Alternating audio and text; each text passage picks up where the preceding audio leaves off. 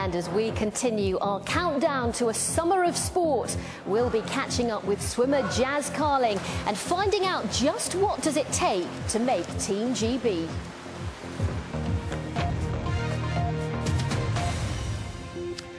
Hello, good evening. Our top sportsmen and women have been building up to it for years, but today marks a pivotal milestone, 200 days to the start of the London Olympic Games.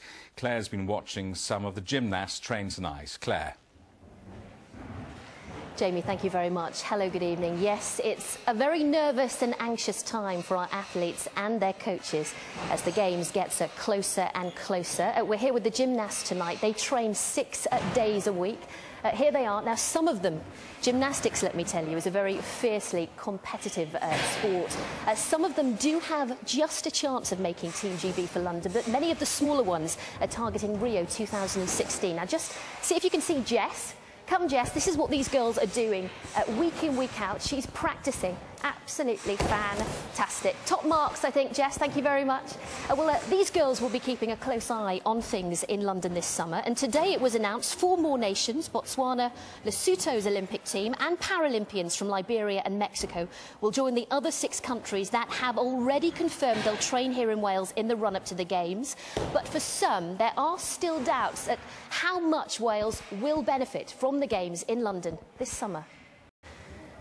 Well, Sarah Powell is from Sport Wales and she's here tonight. It's first of all just unbelievable watching these girls. They're absolutely incredible. The athletes know it's 200 days to go. We're all marking this, but how important now is it for them to peak at the right time? How do you manage that, Sarah? Well, really important, but you can be rest assured that they will have everything mapped out. The athletes, the coaches, their support staff, they'll have every session planned. They will not be leaving anything to chance, from when they rest, when they eat, when they train, reviewing, evaluating. It will all be planned. We know some athletes are already in Team GB. Are you confident that those Welsh numbers will go up?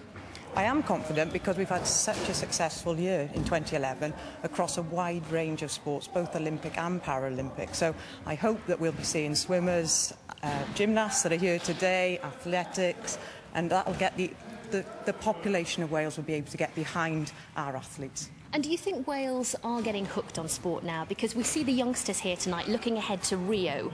The legacy of the Games, I've heard it 100 times, is about getting children addicted to sport. I can see it's working here. Is this summer our biggest chance to get that happening for future generations? Absolutely. That legacy of getting everybody behind the sport and involved in sport. This is going to be the biggest marketing campaign that sport's ever seen in some ways. And what we want to see is lots of activity in clubs, leisure centres, communities, so that all those children who want to take part can go and take part locally and stay in sport. Well, let's hope they are completely inspired this summer. Sarah, thank you very much indeed. And we were just finding out these girls are doing 35 hours a week here on top of school. It's pretty impressive.